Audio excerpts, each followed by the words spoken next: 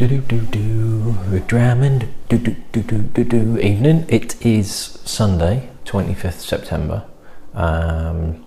Little bit ahead of myself now, so by the time this gets uploaded, this might even be Wednesday after, because I will have just done the Potch Goo video that I did way back when, to really get ahead of myself. And it's entirely possible that by the time I put this up, my wife would have given birth. I hope not, because that would be a week early. It's 2 weeks today, baby number 3 is due. So it's all kind of like, yes, no, right, we'll carry on then. So, last two of the vatted malt run. Not been many, but then there aren't that many vatted malts generally anyway.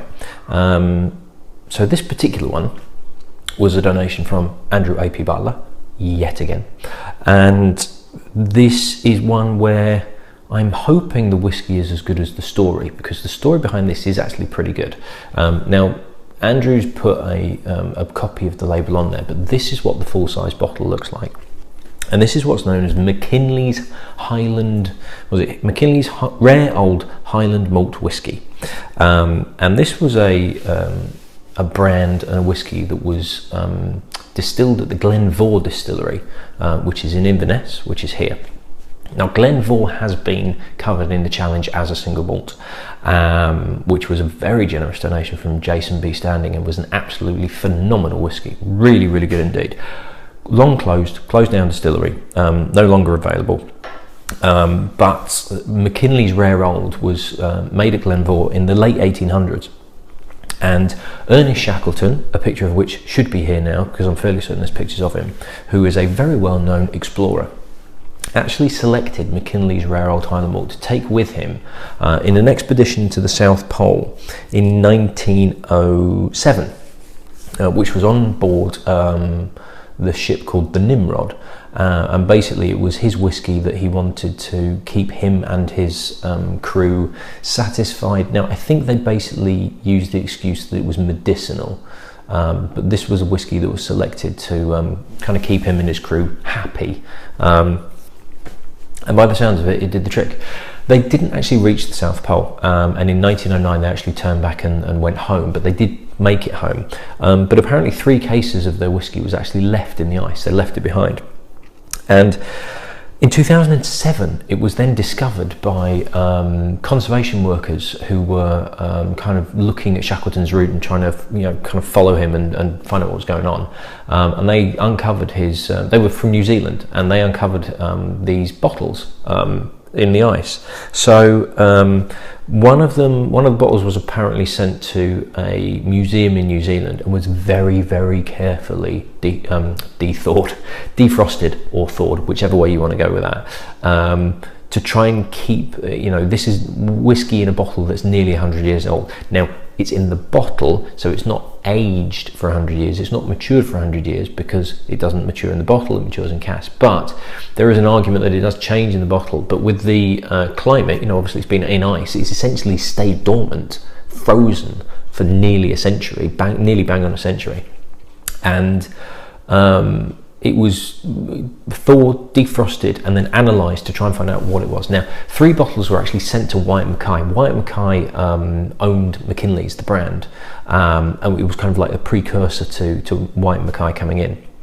And it was essentially sent to Wyatt Mackay and Richard Paterson, the Nose, very, very highly regarded whiskey blender, whiskey distiller, master craftsman of anything whiskey, covered very recently in the Wyatt Mackay blended video, which was number, where are we, VW 241. So not that long ago I talked about Richard Paterson.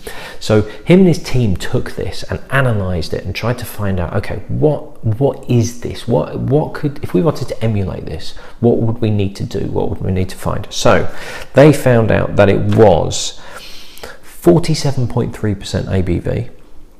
It was, they used peat from Orkney when they were malting the barley, and it was matured in American white oak sherry casks. White oak, not oat, white oak. So what they then tried to do was, in sort of celebration of this and you know, this sort of miraculous sort of gift from heaven. I think he was actually quoted as saying it's a gift from heaven. They tried to emulate this. So apparently in this, and this is why this is a blended malt, this isn't Glenvore, this is a combination of, there is some Glenvore in this, apparently there's some 1983 Glenvore, which I think, I can't recall, I'm not going to go through my notes, I think that was about when it closed down, was 1983. So there's some 1983 Glenvore, there's some Dalmor in there, there's some other, in the official website I found, it's just Speysides, but Master of Malt was saying that they also used Highland and Island as well. Whether that's the case or not, I don't know. I think this is only available, no, it's not. I thought it was only available from the Whisky Exchange, but Master of Malt were listing it, although it was sold out, and Amazon had it on as well. Now, Master of Malt had it at about 95 quid, but there is an official Shackleton's Whisky website, which is being run by the Whisky Exchange. They have two versions. There's one called the Discovery, which is a recreation of the whiskey that they found, and there's another one called the Journey, which I didn't delve too much into that, but it sounds like they either have done or they are doing a recreation of his actual expedition. They're going to redo the expedition, and they've done the Journey bottling, which is kind of in association with that, but it's a different whiskey to what the Discovery is. But the Discovery, which is what this is from Andrew, is as close a recreation as they could possibly get to this whiskey that went with Shackleton. So really, really interesting backstory to this. You know, absolutely fascinating. My only worry is that the story behind it is more interesting than the whiskey itself. As I found out the other night when we did that Celt Tour du Monde, where it was sent out onto a ship for 90 days and went round however far it went round. I don't think it went around the world, but you know, that sort of thing. Whiskey itself, not that great. And that's my fear with this. However, I am fairly confident because Richard Peterson really does know what he's doing. It really does feel like they've done a lot of work on this in terms of scientifically, and a lot of time and effort has been spent. Whereas with the Celt du Monde, it felt like, Celt Tour du Monde even, it felt like it was a bit of a rush job. It felt like it was, well, let's get some whiskey and send it out to sea. Whereas this, they've looked at it very, very, very carefully and done a lot of work on trying to emulate this. Obviously, if the original whiskey itself was a bit crappy, then it doesn't bode well for this. But I'm hopeful, especially with things like Glenvore and Dalmor in, because that Glenvore really was bloody good, that this should be pretty good. Now, in terms of colour, I wouldn't be surprised if they tried to emulate the colour. Whether they've done that with colouring or not, different matter entirely. Apparently there's 50,000 bottles of this as well, so it's a pretty big stock. It's not like a really, really limited edition. That's quite a few bottles, and it's possible that they've added colouring in to try and emulate the colouring as well. Difficult to say. And obviously 47.3%, so I've got some water ready. I'm going to need some water on the next one as well. But I'm quite looking forward to this. This could be interesting.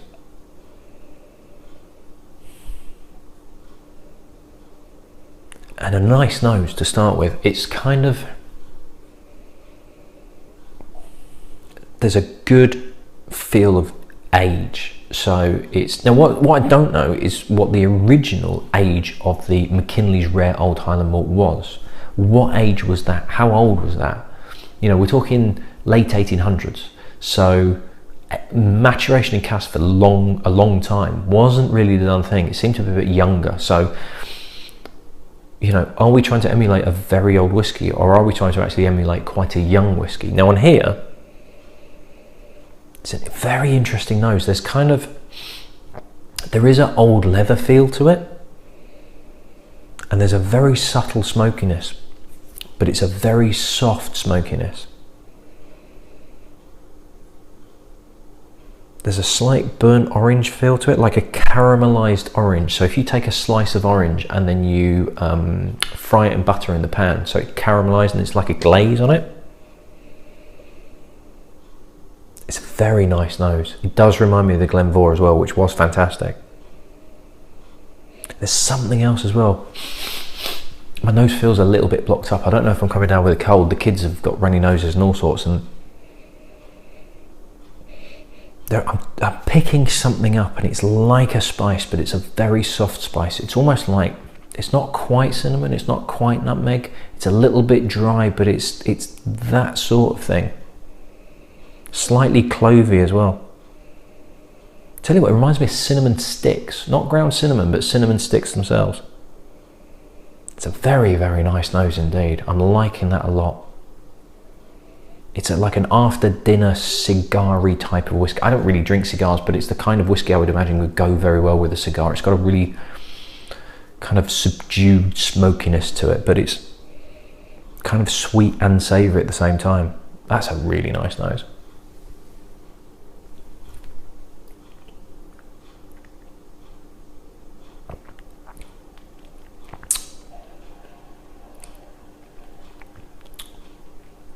There's a bit of heat on that,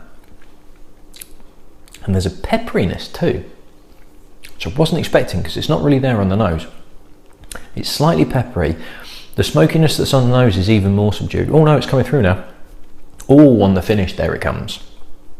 All of a sudden this kind of ashy bonfire smoke comes through. Really does come through actually. It covers everything else, but not there to start with. I'm gonna have to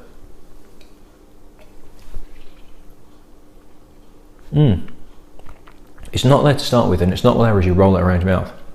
What's there is, it's a bit more heat than I thought. Here it comes. There we go. There's the smokiness. It starts off quite, not really hot, but there is a definite prickle to it that really kind of tingles around your mouth. Feels like it's masking some flavours in there.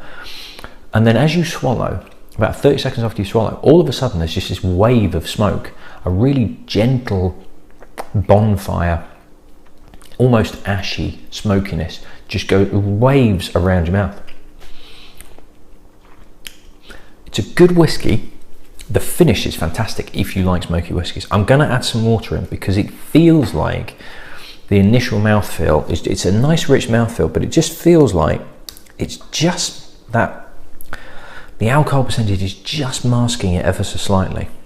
So I'm going to put a few drops in, not much though, I don't want to put too much in, just to try and give it a chance actually in my mouth rather than afterwards. If you like smoky whiskies though, this is an absolute cracker. And it's got the smokiness, it reminds me of a bit of Glenvore. It's a really subtle smokiness, but I can still taste it now. I can still taste it now, which is a really good sign. See, it's gone a little bit almost tarry on the nose after adding that water. Yeah, it's gone a bit sour. Strange that. I've added some drops of water and it's actually lost its complexity. It's become a little bit almost sour and kind of like if you're walking down the road and you're walking past workmen that are laying fresh tarmac, and it's quite kind of like it hits the back of your nose.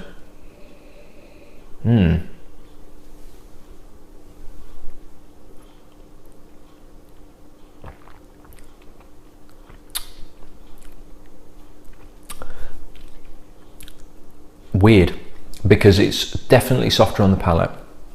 It's much more of a slightly burnt toffee, but not that dark treacle toffee that you get. It's like it's just a toffee that's slightly overcooked. And then there's more of an impact in the finish. So it's less of a soft wave of smoke and it's more of a bite. It's almost as though adding the water has inversed how the flavour profile works. It's a very, very interesting whiskey. I don't know how I feel about it. I like the smoky element because I like smoky whiskies. It just seems a little bit unbalanced. It's a very, very interesting whiskey. It's as interesting as the story behind it, which is good. But it doesn't feel like it's a great whiskey. It feels like it's lacking something. It just feels like it's missing something. I think it's a sweetness. I think it's just a richness that's missing. Just a bit more of an impact of maybe a sherry cask or a bourbon cask, just to give it a bit more depth of sweetness. The smokiness is fantastic. It's subtle, it's subdued, but it's really, really good. But in every mouthful, before and after adding water, there is a slightly sharp sour element to it. And it's either at the forefront or it's at the end, depending on when you add the water. but it feels like it's hiding something, or it feels like it's just, it feels like there should be something there that should add some depth to it, and it doesn't. It just goes pow, alcohol. But it's fascinating. It's really, really interesting. There are a lot of flavours in here. It just feels like there is a pocket of flavours that is missing, that if it was in there would be superb, would be absolutely brilliant. Very, very interesting indeed. Andrew, thank you very much for that. That smoky element is surprising, considering it's, you know, we're looking at Speyside whiskies, Highland whiskies, but they definitely use something in there. Maybe Talisker or Kalila or something like that to really give it that smokiness. It's a good whiskey with a good story behind it. It's not as good as I thought. I think I was getting my hopes up for it, but it is definitely as good as the story, unlike the Keltor du Monde, which was a good story and a disappointing whiskey. This is a good story and a good whiskey. Not a great whiskey, not up there, but it's certainly well worth getting hold of. And I think, considering the story, I think considering the work behind it, 120 quid I don't think is a bad price, but 50,000 bottles seems like a lot for that price. If it was 5,000 bottles, I'd say, do you know what, actually that's a pretty good price for what is a limited edition that is unusual, has got an unusual story behind it, and would be very interesting to share with your friends. 50,000 bottles, yeah, I can kind of see why it's at that price point now. Interesting, very interesting indeed. Right, I've rambled on for too long. I'm going to rinse out, and then I'm going to do my last blended stroke vatted malt, whatever you want to call it, of this run. So I'll see you at the next one. Cheers.